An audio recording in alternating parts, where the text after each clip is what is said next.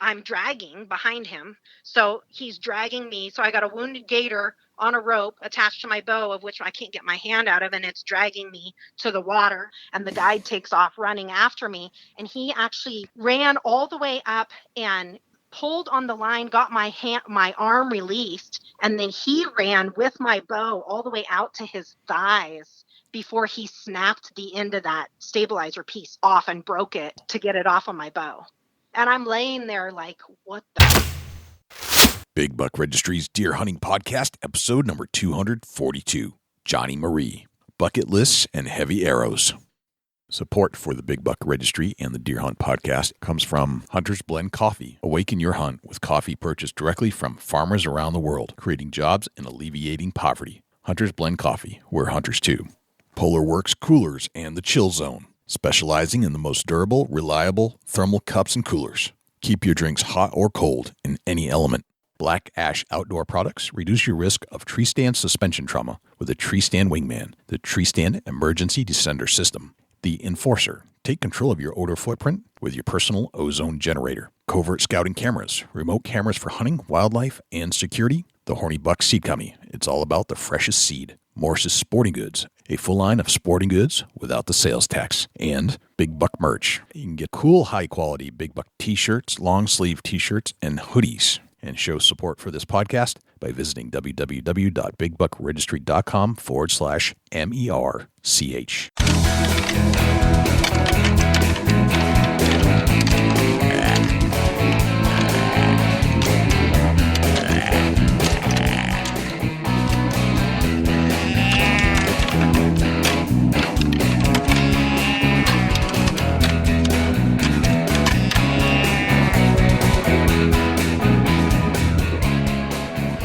Big Buck Registry is a virtual museum of hunting stories. We preserve a piece of Americana by interviewing and recording hunters about their hunts and experiences from across the country. And who knows, maybe we'll learn a thing or two along the way that'll help us take our hunt to the next level. This is Jeff Trainer from livefreeandtrap.com. You're about to listen to my favorite podcast, the Big Buck Registry's Deer Hunting Podcast. I'm Chrissy Titus. I'm co-host of RNES Female Television Show and NRA I Am Forever. Gear up for another amazing episode with Jay and Dusty on the Big Buck Registry's Deer Hunting Podcast. Hi, this is Sean Asada at IowaLandman.com. You are listening to my favorite podcast, the Big Buck Registry. Hello, ladies and gentlemen and fellow predators. My name is Jay. Thank you for tuning in to the Big Buck Registry's Deer Hunting Podcast. For Dusty Phillips and Jim Keller and the entire staff here at the Big Buck Registry, welcome to this week's show.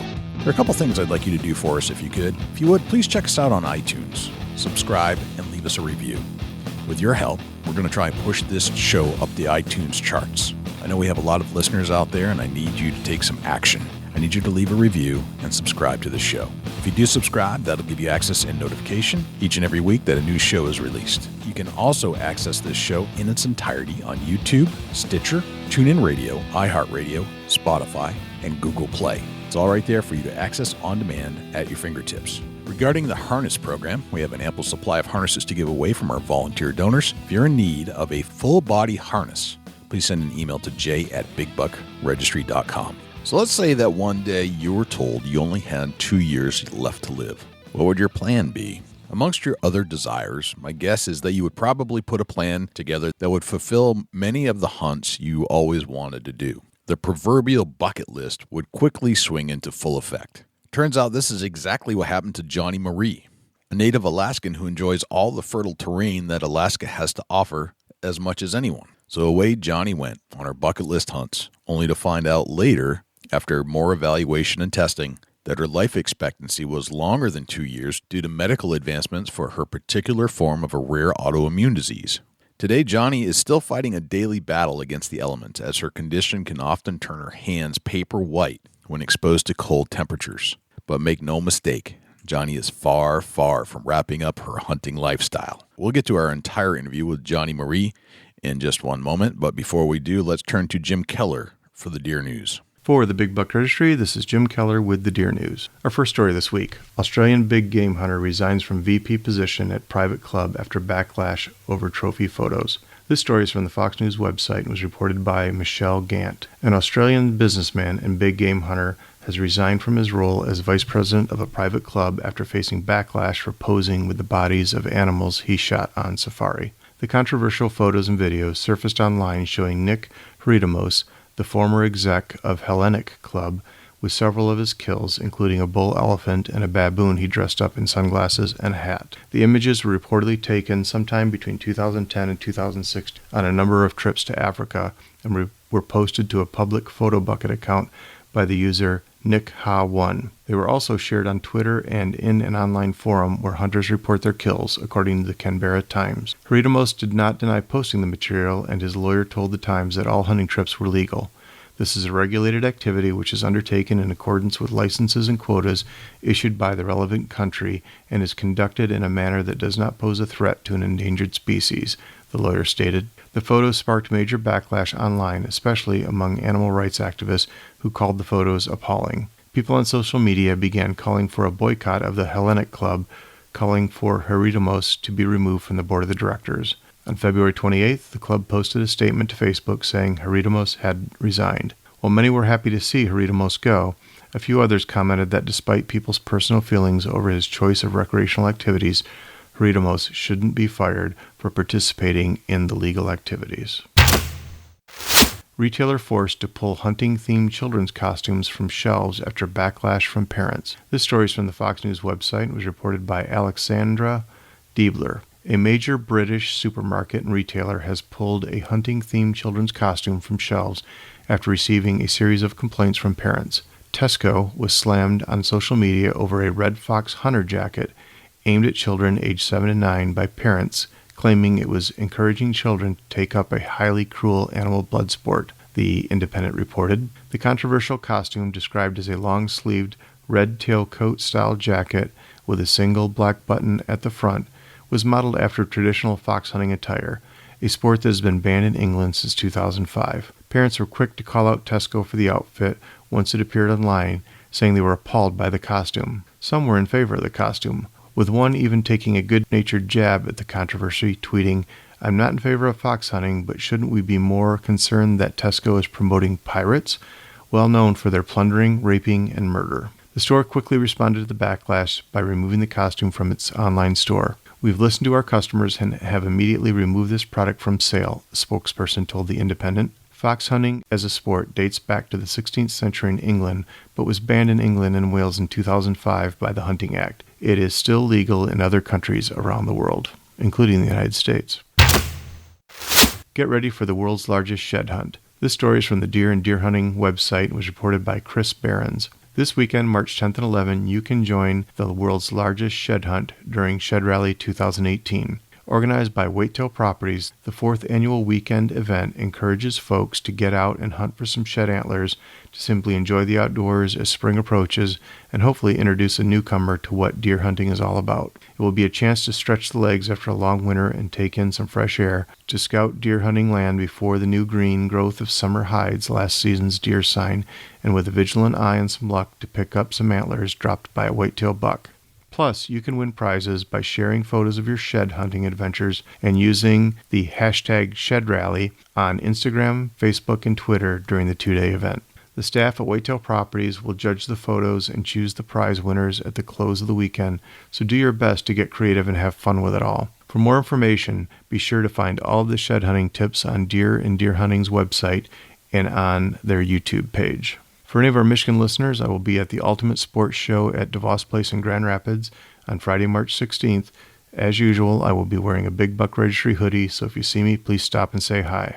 That concludes this week's edition of the Big Buck Registry's Deer News. Special thanks to Daniel Applebaum for leads on some of this week's stories. For links to the stories featured this week, please check our show notes at www.bigbuckregistry.com. If you have any ideas for future topics or have any questions about any of these topics, please email me at jim@bigbuckregistry.com. For the Big Buck Registry, this is Jim Keller with the Deer News. Well, thanks to Jim Keller for the Deer News. Without further ado, here is Joni Marie.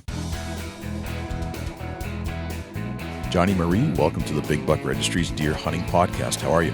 I'm good. Excellent. Where are you at right now? I'm in Alaska. Alaska. Nice. Is it snowing? Not currently, but it has been a lot lately. Well, I'm glad you're joining us in the studios, virtual studios, of course. We've followed a little bit of your story, and I thought we should dive deep and learn a little bit more about you so the world can know who you are, too. And you have a pretty interesting story. First and foremost, I know you're an excellent hunter and a killer at heart, which is exactly what we like. So tell us about yourself. Where are you from? Where'd you grow up? How'd you end up in Alaska? So I was actually born and raised here. So my parents actually moved here before it was even a state. So they've been longtime Alaskans. Wow, and, no kidding. Yeah. And I'm the baby of the family. So I have a lot of older brothers and sisters. And my parents are older than probably most folks' parents are at my age. So my parents have been up here for a long, long time. And I was born and raised in Alaska, very typical, true Alaskan upbringing with a father that was a hunting guide, and our family ran a commercial fishing operation in the summers. Okay, and all right. True Alaskan. It sounds true Alaska. That's what I've seen on television, and Yeah. I don't know a lot of people that grew up in Alaska, but yeah, that's what I kind of envisioned. Somebody, Yeah. a hunting guide, and making a living off the land and the sea. That's kind of Yeah. makes sense. Yeah. Gotcha. So what did you have to do as a kid, being around all that stuff? It seemed pretty normal to me. I definitely got to do some really neat things. My father was an amazing bush pilot, so I got to fly to a lot of really, remote areas of the state that a lot of people don't get to do. So that was really cool. He had, Super Cubs on skis and wheels and floats, so we were landing on lakes and glaciers and, all kinds of neat things like that.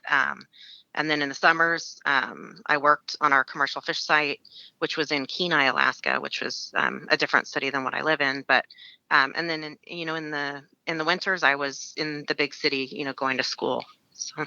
Gotcha. That's a heck of a childhood. Yeah.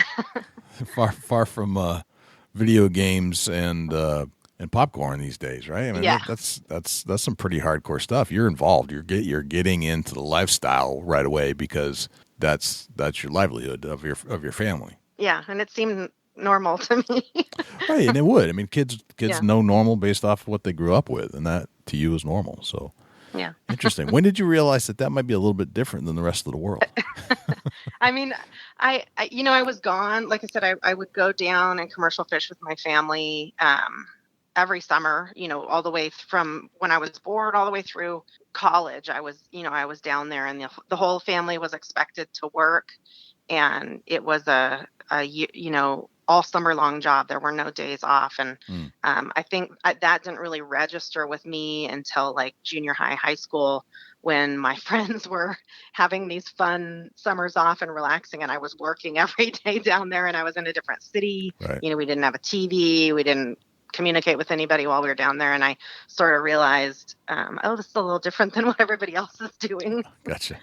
But it didn't stop you, right? I mean, I loved it. You loved it, and you still love it. I was out on the water. You're getting muddy, or you're out on the water, in your boat. You're working with your family. I mean, very few people get to spend that kind of quality time with their family, really, truly. And so our family was very close knit because of that. I have several brothers and sisters, and they got married, and then their children came and worked. So it was there's a huge family component to that, and it was awesome. Gotcha. Very cool. What's your earliest recollection of a hunting experience? Probably bird hunting with my dad at his lodge. Like I would take some of my little friends in elementary school and stuff, and he would fly us down to his lodge, which was a long ways away. It was out on the Alaska Peninsula. So very long flight, down there. And then we would stay down there and have our little snowsuits on and go out, and he would run out and lean over, and he would have us put our guns across his back, and we would shoot off of his back for ptarmigan. Ptarmigan. Cool. Okay. So you're hunting ptarmigan, shooting off your dad's back. Yeah. All right. Boy, times are different, huh? Yeah. That's excellent. Very cool. So you grew up hunting and fishing and really exposed to the entire outdoor lifestyle in Alaska. Where did hunting take you? Like, how do you view hunting these days? What's your philosophy? What should it be to somebody? Um, oh gosh, I think that the hunting industry is interesting. I've been through all different facets of it. So I've been, the daughter of a hunting guide here. I've owned a hunting store here for many years that I started from the ground up. Now I own a clothing brand that's national, but it's more lifestyle wear. I've been involved in both the media side and the other side of hunting, and I do get a little frustrated sometimes with some of the social media aspects of the direction that hunting's gone.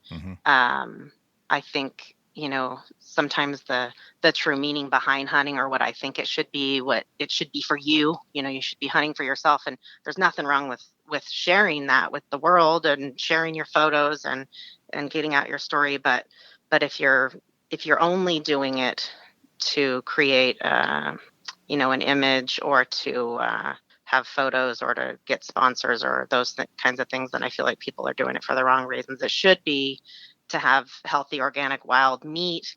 You should believe in conservation. You should be involved in your local, communities or national communities for conservation. And I definitely have some strong opinions on those sorts of things. And sometimes I feel like that gets lost a bit today, with some of the glamorization of hunting. But there's nothing wrong with sharing pictures. I love sharing my hunting pictures. I mean, what hunter doesn't want to share their picture and their story and connect with other hunters? I think everybody loves that. But sometimes it gets taken a little too far, in my opinion. Right. I'd like to take a picture of an animal that I might have killed, and it's more of a memory for me, so I can remember the moment. And Yeah. you share it with your friends, but it's not a bragging rights thing. Yeah. And I don't think it should be. I think it's just a memory capture. I'm not overly, I wouldn't say I'm not a trophy hunter, because I don't have anything. I have nothing against someone being a trophy hunter.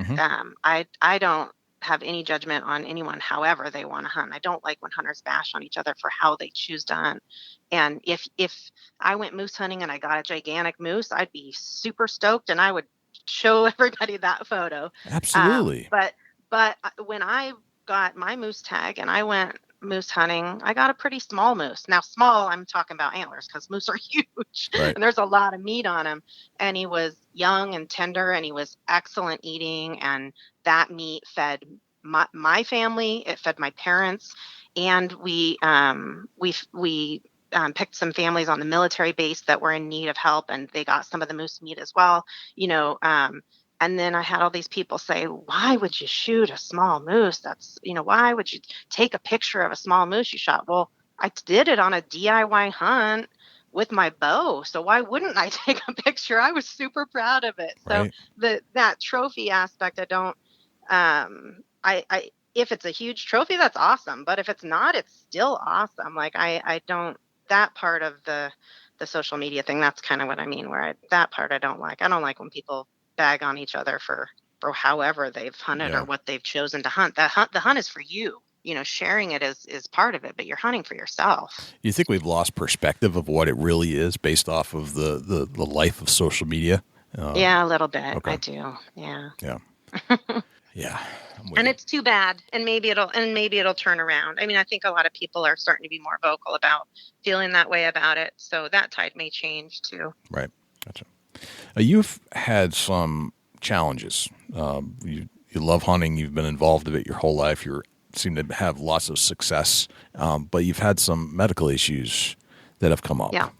Can you talk a little bit about what you're dealing with? Yeah. So I'll backtrack a little and just say, like, in years ago, my husband and I were both working 2 jobs, and we ended up, we decided we wanted to open an archery store here, and we really went all in on that thing, and it was, we started small and we grew it to the largest archery store in the state, and we put a ton of time and energy into that. I was there 100 hours a week, like running a children's homeschool in the morning for archery, then opening the store and running the store all day long. And then at night after we closed, we'd run youth leagues and adult leagues, and we were running lessons out of there. And on the days that we were technically closed, I was running seminars in there. I mean, we were there all the time, and we were working so much that you just didn't really have time for anything else. And I started noticing initially just that my breathing was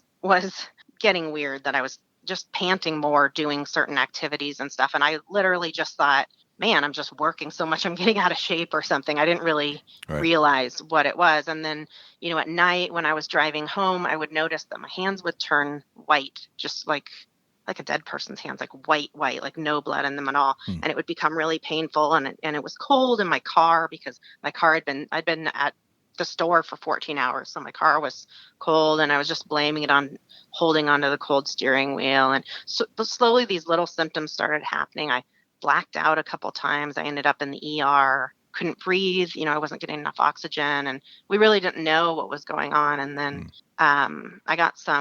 they did some blood tests on me. They sent me to a neurologist, and honestly, I'll never forget the day that I got my diagnosis, because I was just so busy, and I just felt like, there's something minor wrong. Pop me a pill, send me back to work. Right. I just thought there's nothing to this. Just give me the medicine, right? Yeah. What do I need? Some antibiotics or something? Like, give me those so I can get back to work and do my job. And Dave was actually overrunning the store, and I had a friend come in and cover for me, at the store. And our store was big. I mean, it was a 6,000 square foot place, huge indoor range, all the brands. We were a big store.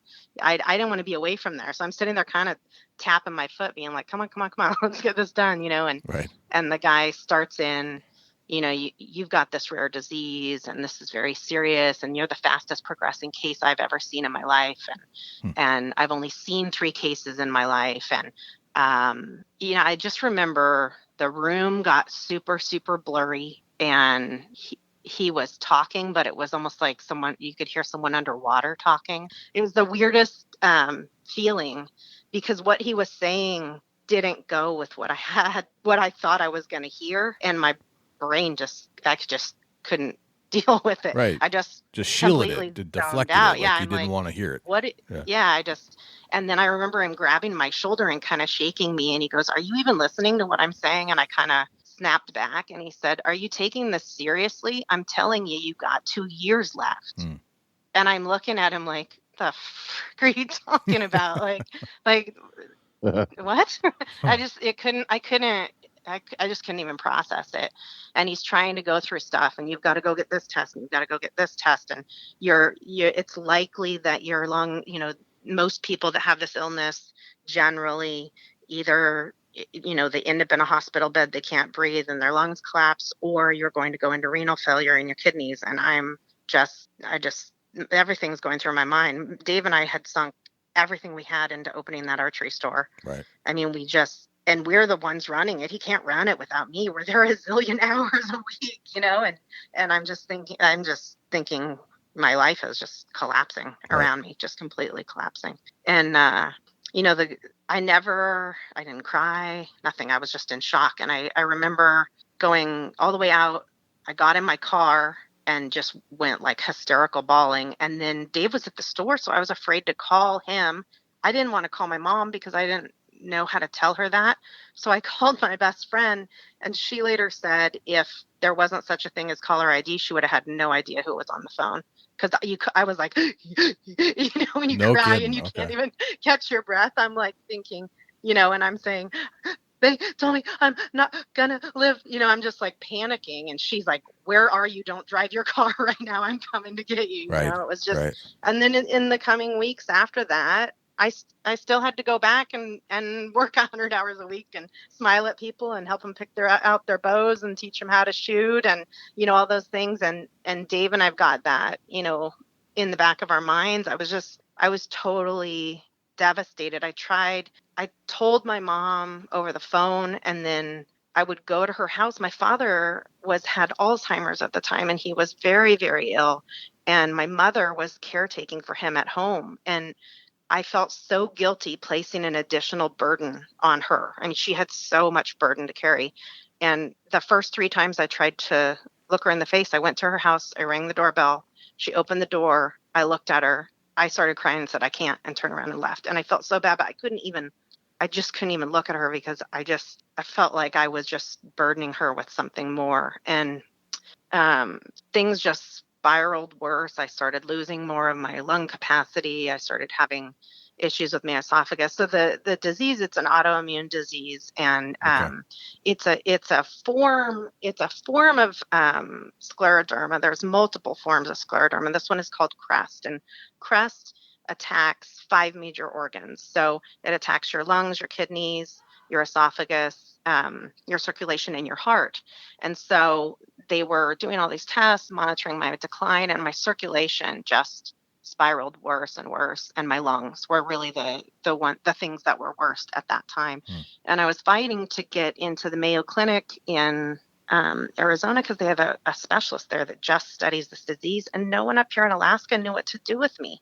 I was getting incorrect information. I was having to go to a separate lung doctor, a separate heart doctor, a separate circulation doctor, and each one wasn't communicating with each other. And I just wanted a team.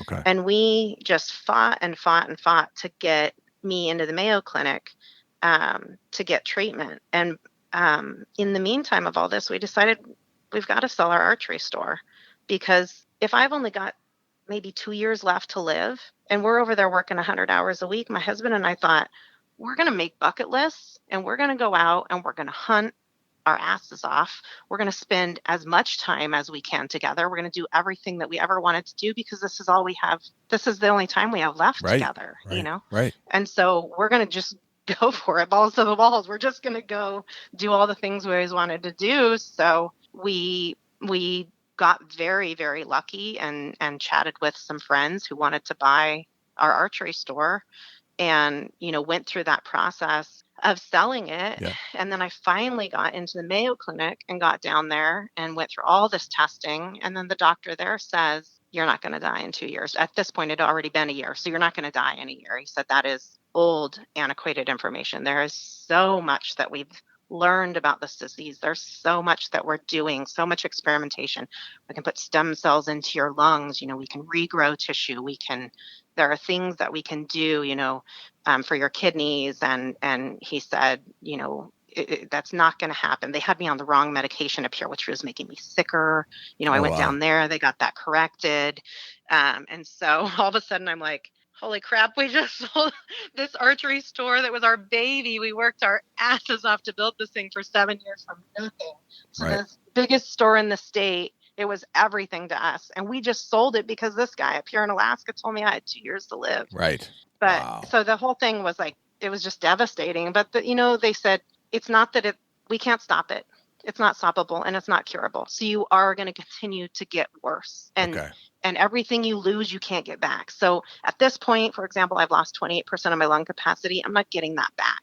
Right. All I can do is hope to plateau or remission, but I can't get back what I've lost. And so I still believe that it was God's plan, and I still believe that it was for the best that we sold it, because it's allowed me to regularly go and get treatment, to really, really focus on my health, which has slowed the disease down some for me, which has been huge. It's allowed Dave and I to spend some amazing time together, and allowed me, that year I went and killed 11 animals with my bow. Right. I went a little all out, because I just thought, I don't know what my lungs are going to be like. Am I going to be able to hike up this mountain or not? I better get it done right now. So I just went, kind of all out on that. And so I think, it's affected how I hunt, but I'm not letting it stop me. And I don't think that modern medicine takes into account the perseverance of the person, the determination of your heart, your inner strength, and your faith in God, because there is some serious power behind prayer. And I believe that 100%. And so I don't think that they were prepared for how determined I am. Right. Because it's not slowing me down, and it's not taking my life. So I've just sort of decided that it's not going to kick my ass, basically. Gotcha. And I'm not letting it. Wow. So for a brief moment in time, Operation Bucket List was full speed ahead. Yes. And then it came to a screeching slowdown because you're like, wait a minute. Yeah, we're like, oh, okay, well, we have more time. There are certainly, there's some hunts that I just can't do anymore, physically, and because the circulation stuff has gotten so incredibly bad. I've lost feeling in several of my fingers, and this disease does go in a direction where you end up losing fingers, losing toes. It's very, very common for your hands and feet to ulcerate, because I lose circulation constantly. It only takes a second for me to have a very bad episode, or I have issues with choking and issues with my kidneys and things, and so I have had to change the way that I hunt. And so I'm glad that I knocked out some bucket list, type of hunts that I wanted to do early on before I had progressed even to the point that I'm at now. Gotcha.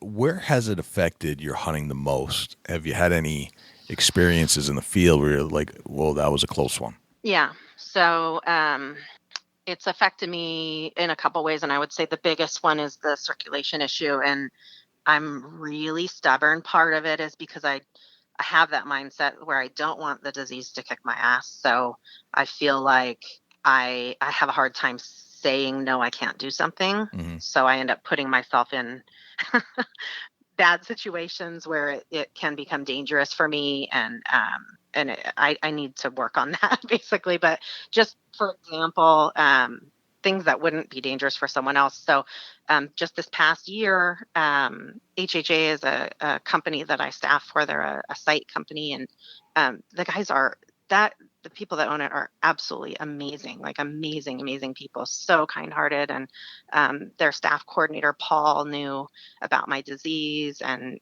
he's just an amazing guy. And he had a hunt lined up for whitetail in November that he was doing. And he ended up giving me that hunt because he knew that I've never shot a whitetail, which everybody thinks is insane. So I've shot 24 animals with my bow. I've shot brown bear, black bear, moose, goat, whatever, but I've never gotten a deer hunt. One, because I'm from Alaska, so right. Yeah, no, we don't have any whitetail running around here. Right. So he's like, what? You never shot a whitetail? And, you're doing this bucket list. You have to shoot a deer, So he ends up putting me in his spot for this hunt. And I started kind of looking into it, and I'm like, that's November in Wisconsin. That's like really cold, really cold. And I have gotten to the point, you say, you live in Alaska, but no, we're getting ready to move to Arizona because of my disease. One, I need to be closer to better medical care, but two, I'm losing the ability to go outdoors because of these circulation issues. And for a person that loves the outdoors, it's like torture. It's really awful for me. And so going to Wisconsin on a deer hunt in November was brutal. Ahead of time, I told the guide, I have these circulation issues and you're really going to have to work with me. It's going to be very difficult for me to be out in a blind and these things. And I think not knowing me, they thought, it's a chick that gets cold easy, like, she's a whiner. She's a chick that gets cold easy. And then, I roll up in there and tell them a little bit about myself. And they literally see when I step outside, my hand goes from red to like a whitish green and becomes painful. And they had me out one night and my toe went so white that it ended up going black. It turned totally black, and I could barely walk.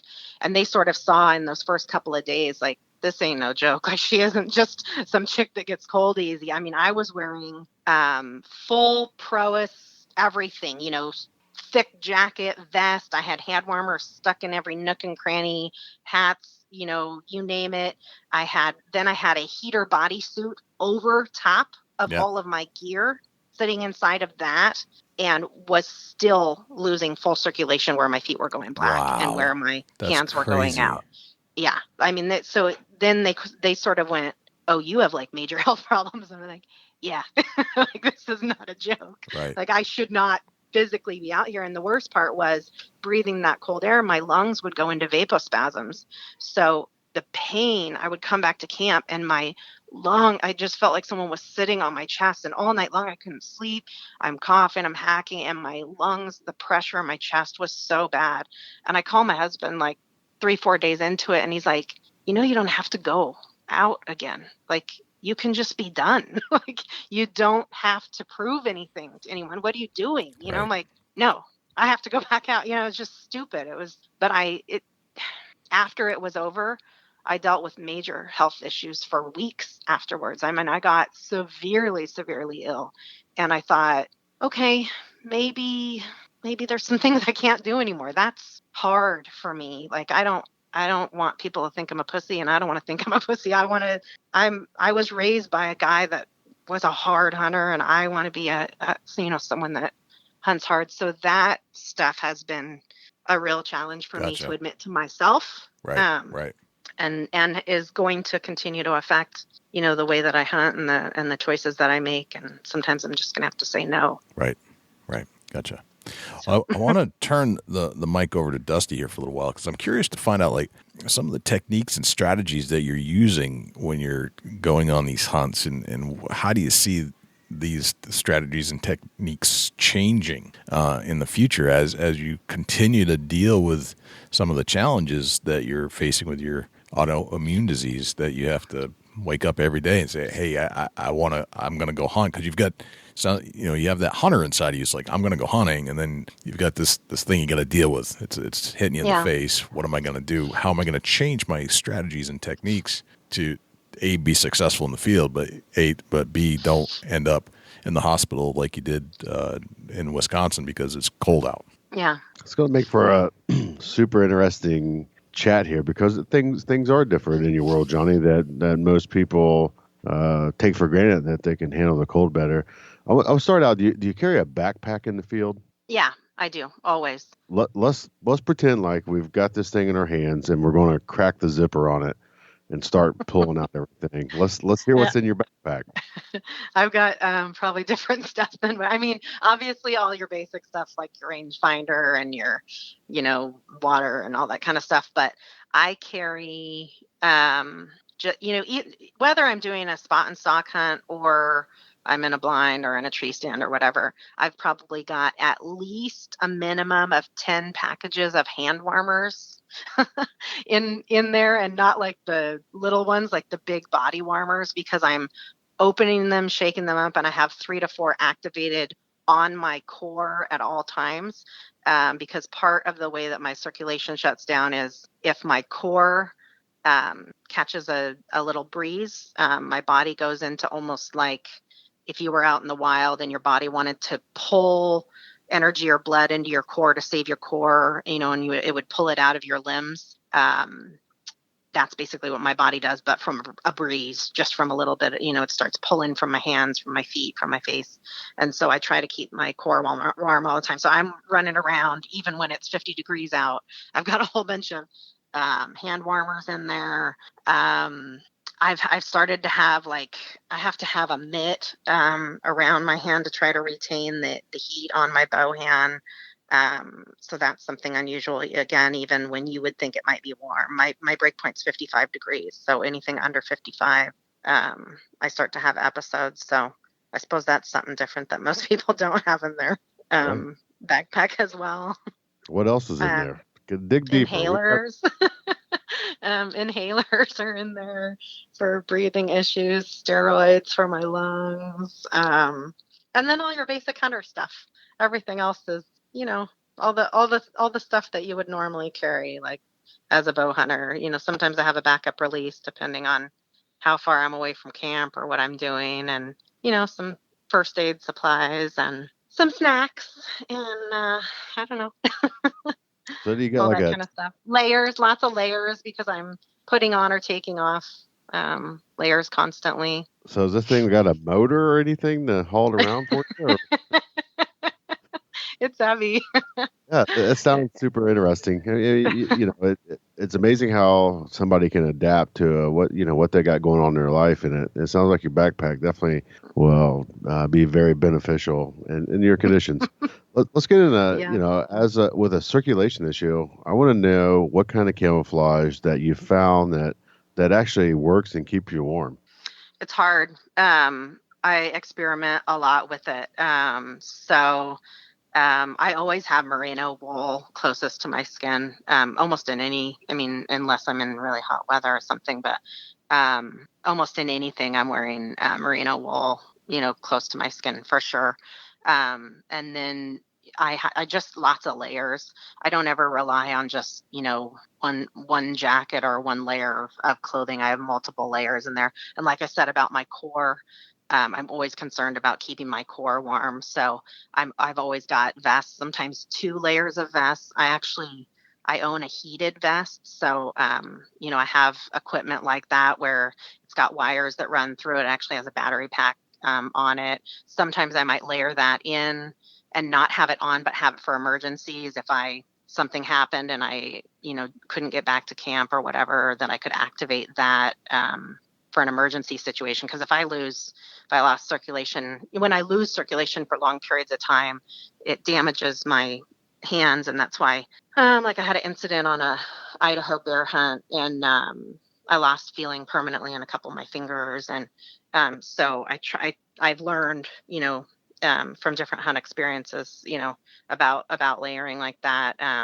Press has some really awesome layers for ladies that actually fit, so you're not, you want a bunch of layers on, you want to be warm, but you still need to be able to hike and draw your bow back and not have it be, super bulky and stuff. So and then I live in Kenetrek boots. They're my favorites, and I just get the ones with the heaviest thinsulate, and then I put layers of foot warmers and things down in them, and sometimes I've got hand warmers tucked in around my ankles as well to kind of keep that heat going down in there. That's amazing. That it must take you some time to get yourself prepped to go out. I mean, that's yeah, it does. when you talk about layers, I want to dig into that a little bit more, just because it's something that it's kind of opportunity here for us to talk about, because you've got to stay warm. There's no way around it. You've got to stay warm. You say you go wool to the skin. What do you top the wool with next? And kind of run us through that and break that down. It depends where I'm hunting at and what kind of hunt I'm doing and whether I'm going to be. I mean, if I'm going to be like in a tree stand or something, like, we had a bear camp and we were doing black bear baits and stuff here for a while. And even when it's 40, 50, 50 degrees, you'd think, oh, that's fine. If I'm going to be sitting and not moving around, then I'm putting on a ton of layers. So, with merino wool, then I've got another, maybe fleece style layer over that. And then I've got either, a vest under and then a vest over that layer as well. And then I might have 1 to 2 jackets on. Like I might have a regular down, like a 700 fill down jacket, and then a rain gear layer, a packable rain gear layer over that if it's raining or something. I look like a big friggin' marshmallow, but I'm definitely not one of those chicks that cares what I look like in the field. So if mismatched camo, whatever works is what I'm wearing. I don't care what I look like. So, right. I have some funny pictures. I took like a selfie in the blind and sent it to my friend when I was in Wisconsin, and I had 2 layers of face masks on. So I had like a real tree, face mask. And then I had that big fuzzy Sitka face mask, like their most dense one. I had that over it. And I had hand warmers stuffed in my cheeks because I was having a lot of issues of losing circulation in my face. And my eyes were swelling. So sometimes when I lose a lot of circulation in my face, my eyes will swell up. And so I had hand warmers stuck in on the sides of my cheeks in between the 2 layers of face mask. And I used foot warmers because they have sticky backs, and I actually had stuck them to my face on either side. So I just get creative. I'm trying to envision all this. Well, it's not pretty. It's a good thing I'm not one of those people that has a camera following me around, because people be laughing, but I still get it done. as you get older, you say it's not about how you look, it's how you feel, and you gotta stay warm. Right. That's right. We understand. And if you can't stay warm and you can't stay out there, then you can't finish your hunt. So right. So you do what you got to do. Just curious, does your everyday activities at home, and let's say you're going up to the grocery, do you have to prep yourself a little bit different than most? Yep, I do. So it's not uncommon for me to have, like, I use hand warmers every single day. I buy them by the case. So I if you, went out to dinner with me and I was going to drive over there and meet you in Alaska, I'd have activated hand warmers in my pockets. You wouldn't know it, but I'd have them there. And Right. even throughout the dinner, I might, if we're sitting close to the door and someone keeps swinging the door open and a breeze is catching me, I might feel myself start to have an episode and grab a hold of one in my pocket. So yeah, just going to the grocery store, I'm affected. And it's truly made me feel like a bit of a shut in. There are things, day-to-day things that I feel like I have started to avoid doing with my life here in Alaska now in this last year. It's gotten bad enough where, I own an online clothing company. We have a lot of orders online. If orders need to be run to the post office, a lot of times my husband's doing that because I don't want to go through the process of suiting up and doing hand warmers and getting layers and preheating the car and, to go over and just go to the post office. So he's taking care of a lot of those kinds of things. And it's really, it affects you. If I want to go out to dinner with a girlfriend and it's 20 degrees out, well, if I drive downtown and I park and I go into a restaurant, when I come out, my car is freezing cold. I have to walk in the cold to get there. Now I'm going to have episodes when I go out. I'm going to have vasospasms in my lungs. My lungs are going to ache. My hands are going to go out. That's painful. You end up avoiding some of those scenarios just because of the pain factor on it. And that it makes me mad at myself that I allow the disease to do that. But that's also part of the reason why we are going to make this move to Arizona, which is crazy for a girl that's born and raised in Alaska to move to Arizona. Sometimes I think I am nuts, but but we're going to go for a whole other extreme. And I think that my quality of life is going to be a lot better because I'll be able to go out and shoot my bow in the yard a lot more than I can at this point in this disease. I don't want it to affect, my outdoor lifestyle. Yeah, that completely makes sense, and I wanted to dig into a little bit there, and I'm glad you talked us through that. And it just makes sense that you're making the move. Obviously, Alaska is beautiful and most wonderful place in the world. It sounds like, but with your condition, it totally makes sense. So once you get to Alaska, you talk about shooting your bow. What kind of bow do you shoot? So I have several different expedition bows. I have an SS Explorer and I have an eccentric 6. I actually have 2 eccentric 6. I have a lot of bows. I have a bunch of recurves and I like striker long bows. So I have a couple of striker long bows. And then I have some of my father's old recurves too. So I kind of change it up back and forth. But for a compound, I've shot the most animals most recently with the eccentric 6. And I like that bow a lot because I'm pretty short. I'm only 5'3". I've had something happen with my disease. I was trying to get my circulation back one time and I actually ripped my rotator cuff on my right shoulder, but it's a partial tear. And so I haven't been able to actually get it fixed because it didn't tear all the way through. And so I can't pull as much weight as I used to. I just go and I get injections into it to kind of keep me going. Like if I'm going on a hunt or whatever, I'll get a steroid injection in my shoulder, but I'm only pulling like 52 to 54 pounds, which is, it's decent. That's a normal amount of weight for a lady, but with a short draw and then not that much poundage for the kind of hunting that I want to do for big game, I need, that extra energy. And so that eccentric 6, the reason that I picked that bow is it's a really fast bow. And so I was able to get more speed out of that and therefore, a little more punching power, even with only a 25-inch draw. Gotcha. Any particular arrow you like to use? I like a full metal. Well, it depends what I'm hunting, but I would say 99% of the time I'm shooting a full metal jacket.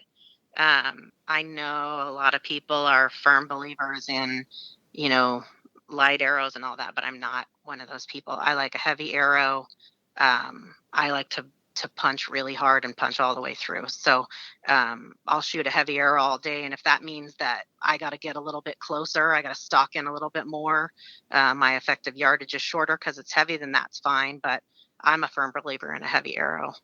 With that heavy arrow comes a heavy broadhead. What kind of broadhead do you prefer?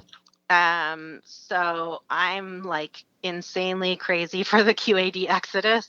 I have taken almost everything that I've ever shot with that broadhead. And I feel so confident in them going from my field point to them. They shoot exactly like my field point. But what I like about them is how they, are you familiar with them? How the shaft of the arrow kind of sits up inside them. So Yes. the ferrule is really short. And so just from owning an archery store for a long time, what I noticed over the years with people shooting all different broadheads was, when you get something with a real long ferrule on it, you tend to have some drift, some planing at some of your longer yardages, and when you get something that's short like that, Exodus, you don't have that. It just flies real true, like my field point. It's those are a thicker than normal blade on them. They're just a little bit thicker, and so a lot of blades are like the .029. There's like the .035. So when you get a little bit thicker blade and you do hit bone, there's less of a chance of you chipping the blade. So just for example, when I took my brown bear, I did a quartering away shot. It goes through, it comes out through the shoulder, it busts the shoulder bone, goes all the way through. Now, mind you, I've got a 25-inch draw. I was shooting 52 pounds at that time. To bust all the way through a brown bear shoulder, come out the other side, and the blade wasn't even chipped, and it double lunged him. And I just, you see that on a hunt, and why would you put another broadhead on your arrow after that? I just am just a firm believer, and just time and time again, when I have taken big animals, like a kudu is thick, a big, thick, heavy animal, or a zebra with that thick hide, and you punch through it with one of those things, and it's a one-shot kill, and you just over and over. I love that broadhead. It's my favorite. I don't know how you'd get me to shoot anything else at this point. Very good. So we got into your bows and your camouflage. What tree stand do you prefer? A hang-on, climber, ladder, or ground blind? So I would rather spot and stalk all day long, any day. I get fidgety and antsy as hell in a tree stand or a blind. That being said, I am a big weenie for heights. So ladder stand, and if that sucker's double wide, even better. I hate heights. I hate being up there. I get nervous. I don't like it at all. So I'm a big wussy about that. I feel you. I'm not a fan of heights myself. It definitely it makes things different when you're up in the air and you don't like it. It makes your hunt. You're nervous from being in a tree stand, let alone when the animal comes in. But I think too. I probably, if I'd grown up in the Midwest or something where you're in a tree stand all the time, I would be used to it. But if you're not hunting moose out of a tree stand, or you're not hunting caribou out of a tree stand. I don't know. It's not as common here. You do hunt black bear out of a tree stand a lot of times here, but it's not as common, I think, as it is for folks that maybe, grew up hunting deer and stuff. So it's something that I'm not as used to. And certainly if I did it more, I'd probably get a little more comfortable with it, but it's just not as familiar to me.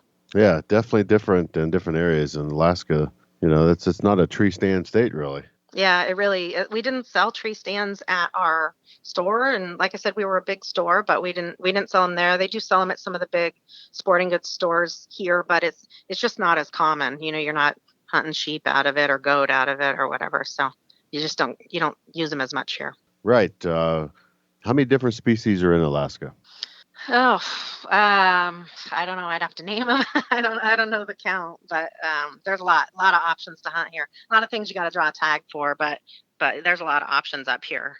And certainly, you have an advantage as an Alaskan because for a non-resident to come up here and hunt a lot of these species is insanely expensive. There are certain species that you have to be with a guide for.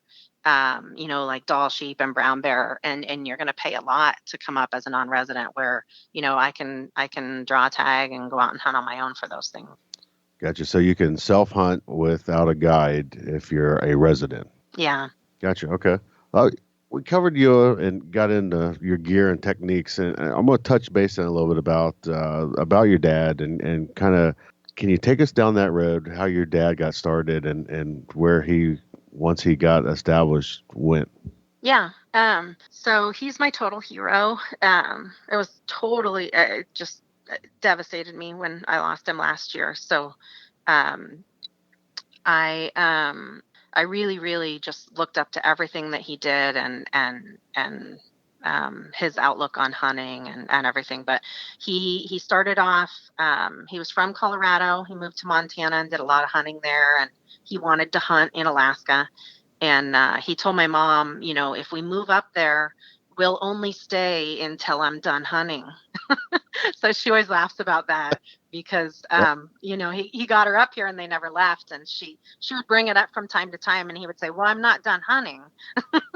But they never left. So, and he just loved it here, and he loved hunting here. And he started off, he was a teacher, and he taught shop at the high school, and he was a wrestling coach. And on the weekends, he started doing a little bit of guiding, and he ended up getting his guide's license, and then retiring from teaching and going full blown into guiding. But he got license number 35 in the state of Alaska. So he was only the 35th guide license ever to be issued in the state of Alaska, which I think is pretty neat. And he actually ended up helping write the guide test that they use still today for guides to get their license, which I also thought was pretty neat. But he guided in the Wrangell Mountains for quite a long time for Dall sheep, and then the feds came in and took a bunch of that land and made it so that you can't hunt in a lot of areas in the Wrangells. And so he ended up moving down to the Alaska Peninsula, and he bought a lodge down there. And down there is really known for the brown bears, but caribou and moose hunting too. And so he was taking, his clients were taking some really big brown bears off the Alaska Peninsula. They're not quite as big as Kodiak, but you can definitely get some, 10 and 11 foot brown bears down there. And he ran that operation for a long time. So he's a hunting guide over 40 years here. And he was honored as with the Lifetime Achievement Award from the Alaska Professional Hunters Association here, which is their guide operation here. He got their Lifetime Achievement Award, and he also got the Safari Club International Professional Hunter of the Year Award at the National Convention as well. He was honored there, and he was really well known for being a very, very ethical guide. He was amazing bush pilot, really, really talented bush pilot. Flying on the Alaska Peninsula is no joke. I mean, the winds down there are crazy. And I don't know if you're familiar with the terrain, but there's no trees down there. There's nothing blocking the wind. It's just tundra. And the winds whip through there horrific. And if you can fly down there, you can pretty much fly, anywhere. And he was a really great bush pilot. I remember when I was a kid, a couple of times they called him for search and rescue stuff where their pilots couldn't get in to save people that were in bad situations. And he went out, even landed on a sandbar one time to save some people. So he did some pretty neat stuff with his planes. He really flew that Super Club like it was a extension of himself.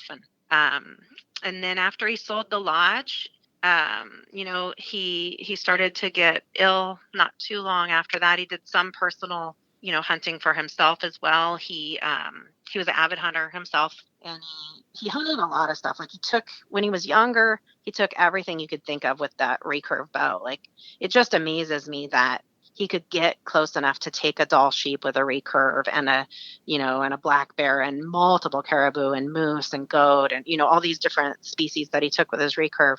As he got older, he would switch off to his gun, and he eventually ended up taking a world slam of sheep, which is 12 species of sheep. But he actually took 24 total sheep, because many sheep he took multiples of, like 7 Dall sheep and 2 stone sheep. And it was different back then. It wasn't a $40,000-$50,000 hunt. He actually, like, for example, he flew his own bush plane into Canada and hunted over in Canada for stone sheep. Like, you can't do that stuff anymore. So it's kind of it was a different world back then. sheep hunting was just, everything to him. He sat on the national board of directors for Foundation North American Wild Sheep, and he was the 98th member ever for that foundation, which I thought was neat. They did a memorial to him last year, and they actually looked that up and contacted me and told me that. And he was at the very first meeting that they ever had, and helped them kind of establish that organization as well. So I thought that was kind of cool too. I could go on and on about him. I just look up to him so much, all the things that he did. And I have tons of amazing stories of how he helped others, how he helped other guides get on their feet. I mean, he took so many young guides under his wing and taught them and helped finance them so they could get their own areas. He really did some pretty amazing things for the hunting community here in Alaska and nationally. One hell of a guy. Yeah, for sure.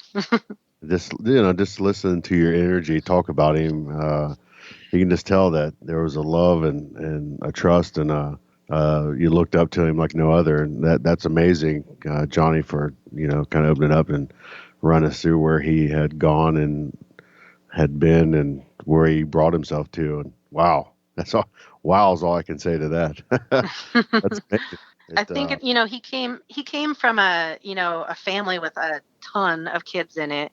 They were dirt poor. They were lucky if they got an orange for Christmas, and most Christmases they didn't get anything. And living on this little tiny farm in Colorado, and he really showed that if you have a dream and something you want to do and accomplish in your life, that you can do it. You can set out and you can set your mind and do it. And I always keep that in mind. Absolutely. Yeah. I mean, that's words to live by. No doubt about it. Yeah. Put your mind to something and you can accomplish a lot of things. And wow, just amazing. It almost, one where we wish we could talk to your dad today, just by listening to you, that he was, just a great gentleman and somebody that cared about conservation and cared about wildlife and everything that the Big Buck Registry represents. And wow, just amazing. Yeah. Thank you for that. Yeah. Jay, you want to get into taking Johnny on a memorable hunt? Yeah, or maybe Johnny can take us on a memorable hunt. Even better. Wow. I see so much of your dad and you after you described them. Like, you're definitely kin. There's no question about that. No, I appreciate that. Thank you. That's very cool. So on the show, obviously, we like to have somebody tell us a really good deer story. And you've been on so many other hunts other than deer hunts. I think we should probably explore something different that you've been on. And we just give us some details. Slow it down, play by play, so it's like we're there with you. Where are we going to go on this? Where are we going to go with you? I don't know. Well, since actually after what you just said, maybe I'll tell you my alligator hunt story, because there's something right at the end of that hunt that kind of ties into what you just said about my dad. So Okay. maybe I'll tell All right. you I'm about in. my alligator. Definitely. So I don't know exactly how I got it in my head that I really, and this was before my illness, so this was a little bit ago, but Okay. I got it in my head that I wanted to shoot an alligator with my bow, and that I wanted to do it spot and stock. So what's unusual about that is most folks do it out of a boat. I wanted to do it on land, spot and stock, and I had trouble even finding anybody that wanted to take me to do that, because it's just not that common. Right. And then I convinced one of my girlfriends to come along with me, and she was going to shoot one, out of a boat, and while we were there, and I think I permanently scarred her for life after this experience, because she was just, she said she never felt like such full terror in her life, but she was a trooper and she stayed by my side. Went down to Florida, and we, you start talking to the guides and stuff down there, and we had to, switch out our arrows, and had to be an 850 grain arrow with this 250 grain broadhead on it, and the gator broadheads are not like a normal broadhead. They don't just go in. They, they have little blades that come out, so they can't come back out once they go Gotcha, in, which should okay. be, barbed, like more than barbed, almost like a grappling hook in a way, but Right. something that wouldn't be legal, in Alaska. But Sure. so we get this full setup and, kind of get sighted in with that and realize, if I'm going to penetrate this alligator, I got to be like 15 yards or less, basically, Right. at this point, like with this heavy arrow and my pound at that point, I think I was shooting 54, 56 pounds. So, Okay. I'm going to have to be really close to get this thing. And, so we tried a few different methods. This went on for several days. We tried, stalking in on them, and we would spook them and they would flip down in the water, or we would sit and call, which is really rather intimidating, because you get down in the swamp and you're calling, and they use a baby gator distress call because the males eat the babies, Right. and so they're doing a baby gator distress call, and you see, well, here's one coming up the waterway on the left, but also here's one coming up the waterway on the right at the same time. And they're both beelining for you, and you see their little eyes peeking out. And you're like, holy shit, what if these both get here at the same time? Like, how is this exactly going to go down for us? Right. And you get pretty nervous about it. And, stocks would get blown, or they'd get spooked, or they wouldn't come all the way in, or they'd come in and they wouldn't get all the way to the shore, and we'd realize maybe they weren't, that big. And, kind of go through a few days of it. And about the fourth day, we're kind of out on this peninsula, and it's me and Jamie and the guide out there. And, first we're kind of almost crawling through the weeds to get down onto it. And Jamie's already fairly freaked out, because we don't really have spiders per se in Alaska. Like, we got some daddy long legs. There's nothing big up here. There's nothing that can bite you or whatever. And, Right. And they got like these friggin' banana spiders that are like, the size of your hand. Yeah. Well, it's that, like, opposite we're, like, climates, terrified. right? Yeah. Completely Right. opposite So, climates. we're Alaskan girls, like, we're like, shit, we're just freaking out there, and they're in the grasses, so you're crawling in between them, which is fairly freaky. And then I'm crawling along, and I see this snake, right there on my right hand side as I'm crawling. And so I kind of motioned to her, because she's behind me crawling, and she's like, oh my God, we're quiet, and we go through, and we kind of get down in the bushes, and I whisper to the guide, hey, there's a snake over there, like 10 feet away. He's like, oh, I'm sure it's fine, no big deal. And then like a couple minutes go by, and he goes, what'd it look like? And I kind of describe it to him, and he gets this weird look on his face. So he like crawls over, and then he crawls back, and he goes, that's poisonous, don't go over there. And we look at each other like, what the hell are you talking about? Don't go over there. It's like 10 feet away. It can just slither over here at any moment. Right. Like, we're down in the weeds. The weeds are over our heads. So right then, I knew I'd already lost Jamie at that point. She's like done. She's like ready to get out of there.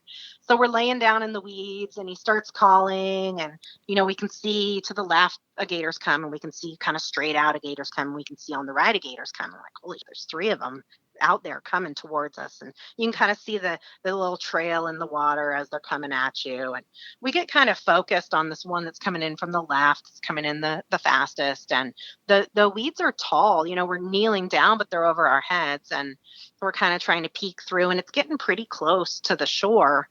And Jamie's like behind us, and she keeps tapping him. Hey, there's something over here. She's pointing behind her on the right.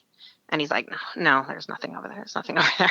She's like, yeah, there's something over there. There's something over there. And he's like, shut up. Like, stop. Like, there's nothing over there.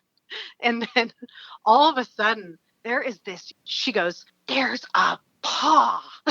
Like, I think should have been claw, but she called it a paw. But, right. And we look, and there's like, you can see his claw, like right there, like feet away from us. And all of a sudden, there's this big splash, and this gator jumps in the water. It had been just a few feet away from us on our right-hand side, had snuck in on us. He splashes and goes in, and the guide goes, that was like a 12-foot gator. And we're thinking, you got to be freaking kidding me. Like, first of all, they can jump. They can launch and jump. So I'm thinking that could have jumped on us at any time. None of us even knew it was there. So we're just rattled.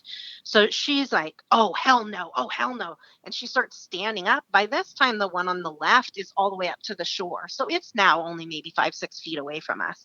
So I don't want that thing thinking we're a little tasty morsel in the bushes there and then jumping at us. So I grab a hold of the back of her belt loop on her pants and I'm like, sit down. I'm like pulling her down. And she's like almost hyperventilating. Like she wants out of there. She's done with it. Yep. And the guide's like, oh, it's too small. It's only like 7 or 8 feet. And he's like, shoot it right in the front of its head.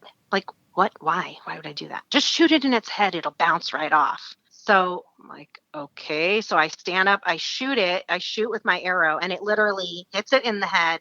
And that 850 grain arrow with that 250 grain broadhead hits it in its head and it bounces off like rubber, just boom, doesn't even penetrate. It just bounces off. The gator spins around and goes back in the water. Jamie jumps up and just runs right up the bank, like all the way up the bank.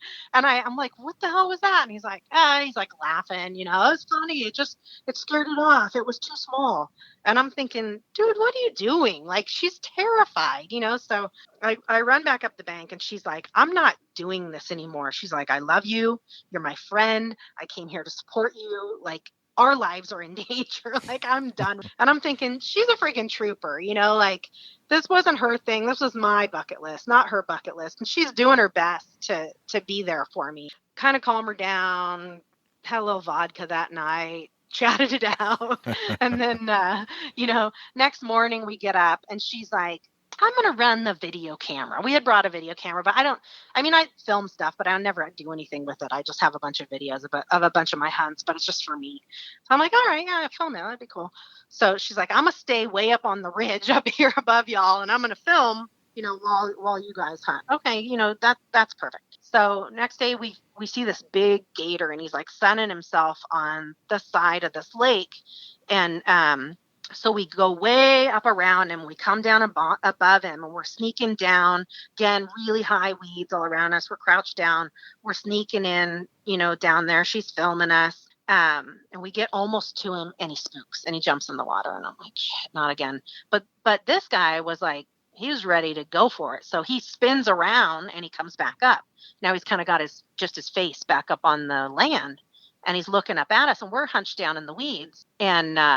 And the guide's like, I think he thinks you might be something, you're about his size, I think, like he thinks maybe I might be a little tasty morsel for him. So I'm like, well, maybe I can use that to my advantage, to get him up there. Yeah. So I thought this is going to be my opportunity. And so the guide stayed where he was. And I just felt really, really calm, like really good. I just started going, all crouched down and I just started going down through the weeds and staying low and he's coming and I'm coming and we're going to meet in the middle basically. And he just kept coming up on land and Jamie's, filming the whole thing.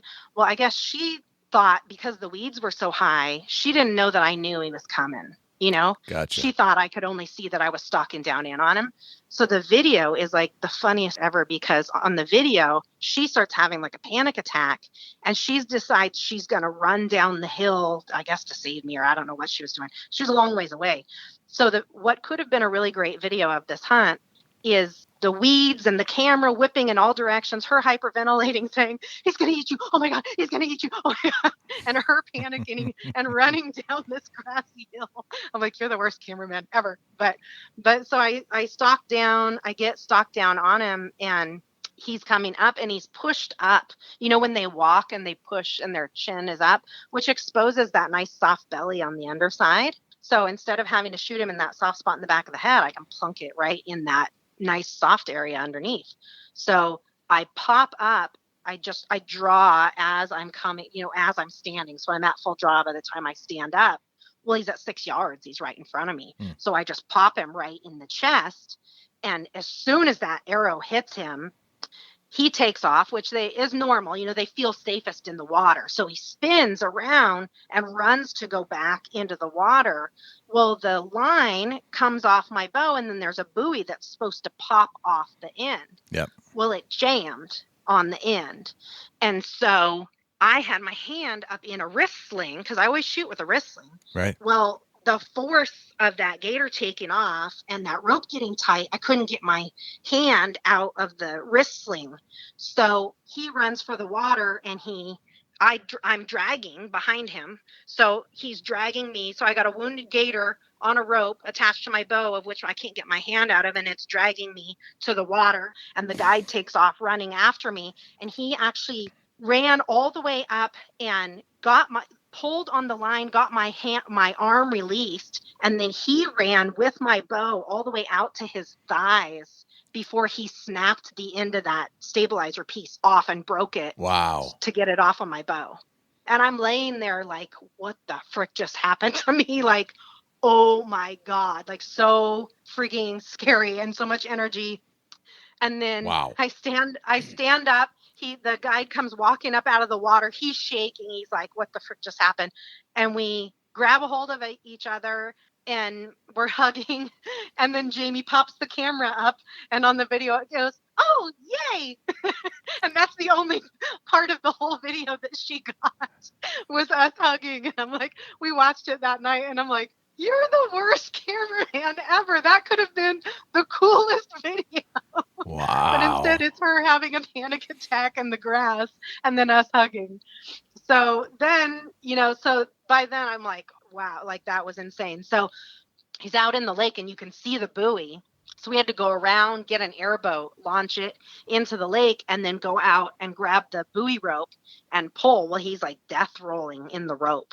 And we had to pull him up to the surface. And then I drew and shot another arrow into him. And then we pull him up on the side and I just sliced through. He was dead, but you don't bring him in without doing this. I just sliced through the bloodline in the back of his head and then we pulled him into the boat. But that was honestly that whole week, really, the tensions of leading up to it and the close calls. And then that was the scariest hunt that I've ever been on. I mean, the most adrenaline filled, craziest thing that I've ever done, crazier than shooting a brown bear with your bow. That hunt will always, I hope that I never have anything crazier than that. I mean, it really was the most terrifying thing that I've ever been through. And, but I did it and I got my gator and I mounted him like a rug. He's 11 foot long all the way across my wall. And there's probably not a lot of people in Alaska that have gators on their wall. Wow. So. What a story. Yeah. Crazy good story. Probably like one of the top 2 best stories I've ever heard. Right. Johnny, tell one hell of a story. And here's the crazy part. Now I want to do it. It's phenomenal. Great story. Thanks. All right. Let's move on to the 10 rapid fire questions. I'll let Dusty load them up here and fire away. All right. I'm nervous. Johnny, we haven't prepped you for these and you haven't heard them, have you? No. Very good. Your number 1 best hunting tip. These are supposed to be rapid fire. My number 1 best hunting tip. Always make an ethical shot and you should always think about the animal first before yourself. If it's not ethical and it's not going to be a one-shot kill, you shouldn't be doing it. Very good. One thing that you cannot hunt without other than a firearm or a bow. Chapstick. I'm addicted to chapstick. What's your biggest pet peeve in life? Oh, whistling. I cannot stand when someone whistles. Or does it have to be hunting related? That's very good whistling. That's a first. Yeah, that's a first. Johnny, at the young age of 25 that you're at now, what would you tell your 18-year-old self, knowing what you know today? Oh gosh. Just not to take yourself too seriously, I think, or not to let yourself get too bent up on stuff that's important to you that you think is the end of the world when you're 18. When you're older, just is laughable. Right. You meet a stranger in a hotel lobby or at a convention. They ask, what do you do for a living? What do you say? I would say that I own a women's lifestyle clothing line that's inspired by the outdoors. What did you have for breakfast? Grits. Grits in Alaska? No kidding. Yeah. Okay. Yeah. You get your own billboard on the side of the highway, a blank canvas. What would it say? Oh, gosh. Be kind. I think, I don't know, I think in general that people tend to forget to just treat each other with kindness. You just never know what's going on with somebody or what they're going through, and don't assume the worst about them. Just be kind. I say the word successful. Who's the first person that pops in your mind and why? My parents, I guess. I just look up to both of them, and I think that they are the epitome of starting from nothing and making a good life for themselves. I'm not sure that to me successful is money, but it's it's a family, it's love, it's doing good for others and having a purpose and a meaning to your life. Very good. What's a day in your life look like? Well, I guess it depends on the day, but a business day for me would be, responding to customer emails, doing some social media stuff, working on. I'm constantly designing. I'm the only designer for my clothing line, so I'm constantly designing new stuff. So working on designs, getting orders prepped, sending out orders, but from a non-business standpoint, spending some good quality time with my bulldog, who's my best friend, and depending on the time of the year, maybe riding my Harley. Nice. What's a hunting day in your life look like? Well, hopefully successful. No, it depends where I'm hunting at, I guess, but hopefully off the grid somewhere in a camp with good friends, and whether I'm hunting or I'm just there to support somebody else, just making good memories with people that I care about. Very good. Well, that wraps up the 10 rapid fire questions. Well done, Johnny. Nice. Yeah, Very Nice job.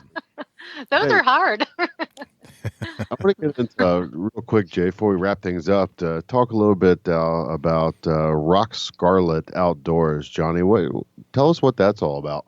Yeah, so it's Rock Starlet Outdoors, and it's a clothing brand. I initially started it. It was Rock Starlet Bow Hunting when I owned the archery store, and it was a women's clothing line that was archery and bow hunting based, lifestyle clothing, not outerwear clothing. It's just fun, hunting themed clothing that you would wear in your daily life that represents your passions. And after I sold the archery store, I expanded it into Rock Starlet Outdoors.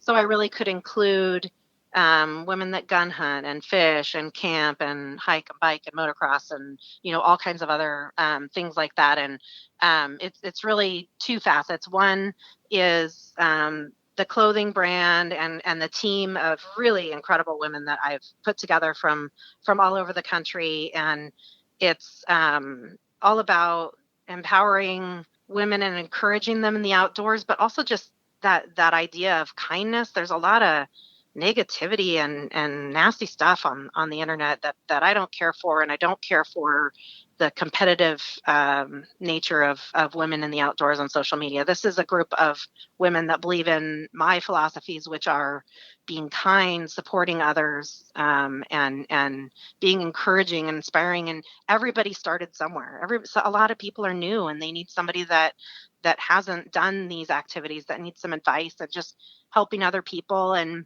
I design clothes that are fun, that have shotgun shells and arrows and deer heads, and say things like provider and encourage, inspire, empower, which is our company motto. But they're clothes that women would wear in their daily life that represent their passion for the outdoors. They're not necessarily outdoor clothing. They're day wear, but it's things that make you proud of being an outdoors woman. Very good. Where can we find more about Rock Scarlet Outdoors?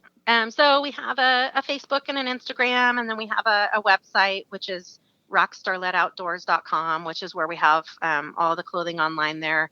And I also, a couple times a year, I put together groups to go and do hunts together and camps and fishing trips and things like that. And I always go along, and if women are nervous, I'll sit with them. I'll not do my hunt. And I've taken groups of women to Africa, and I've sat with women in the blind that were nervous and coached them. I've done that a couple different times.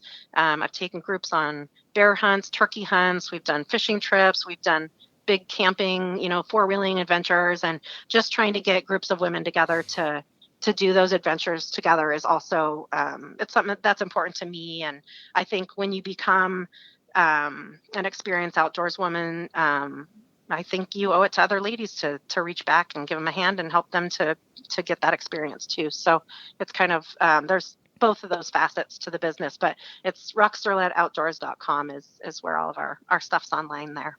Very good. Very good. Very good. I'm so glad that we put this together. This has been one of the really most appreciate it. entertaining hour and 18 minutes I think I've had in my entire life.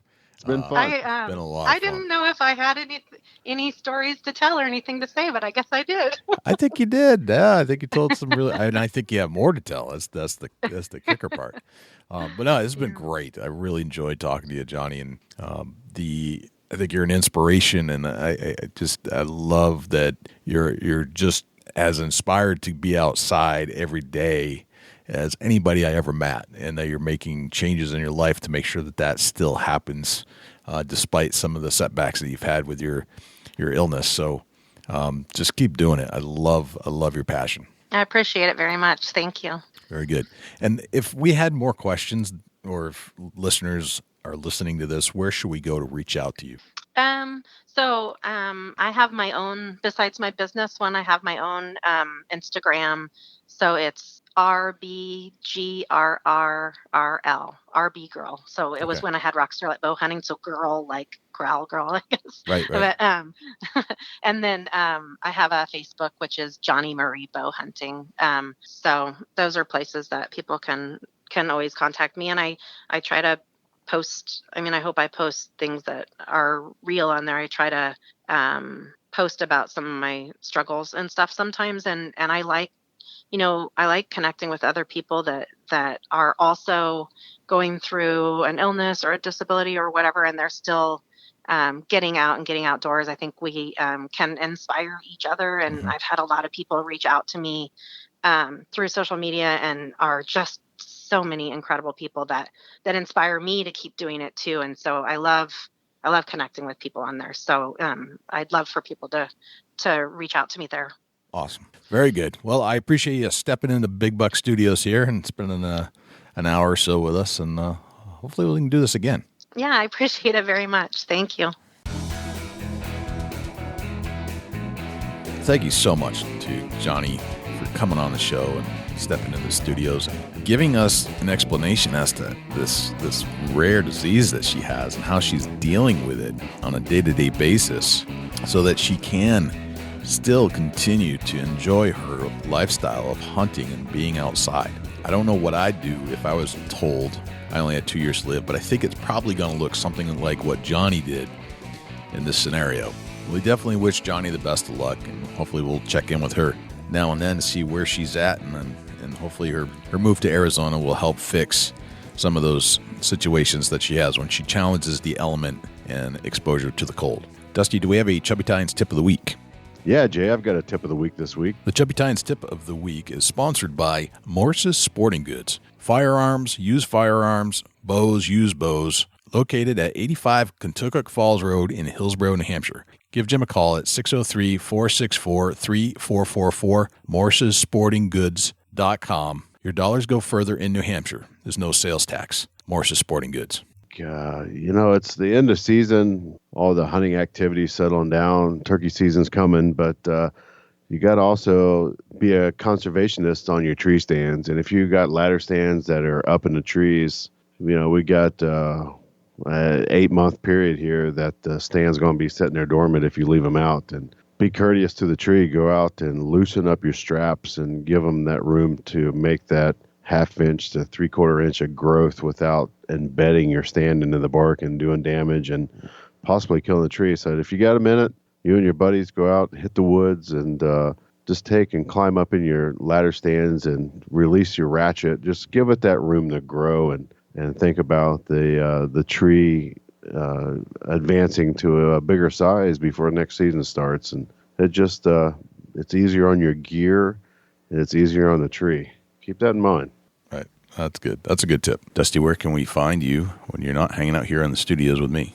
Shoot me an email, dusty@bigbuckregistry.com. You can look me up on Instagram and Twitter @ChasingAntler, Facebook.com/Chubby Tines Outdoors. Jay, where can the people reach out to you when you're not on the mic? Likewise, you can shoot me an email, jay@bigbuckregistry.com, and you can visit us on Facebook, facebook.com/bigbuckregistry. We're also on Twitter, which is twitter.com/bigbuckregistry. We're also on Instagram, instagram.com/bigbuckregistry, and YouTube, which is youtube.com/bigbuckregistry. On YouTube, you can listen to all of our podcasts in their entirety. As far as videos are concerned, it's a boring video, but the audio content is there, so you can actually listen to our podcast. You can also listen to all of our live shows that we've done on Thursday nights when we do them, and we've gone back and re-interviewed a lot of our previous guests we had on the show just to put a face to a voice, let's put it that way. You can always listen to our show on other places as well, not just YouTube. We're found on iTunes, Spotify, iHeartRadio, TuneIn Radio, Stitcher, and Blueberry. And if you would like to submit a buck to our page for consideration and be featured on our page in front of 250,000 diehard deer hunting fans, all you have to do is go to bigbuckregistry.com/mybuck, and all of the instructions will be right there. I think that's pretty much everywhere we're at. I think that's a wrap, Dusty. That's a whole lot of big buck, Jay. Sure is. I'm Jay Scott. I'm Dusty Phillips. And this is the Big Buck Registry's Deer Hunting Podcast. We'll see you next week.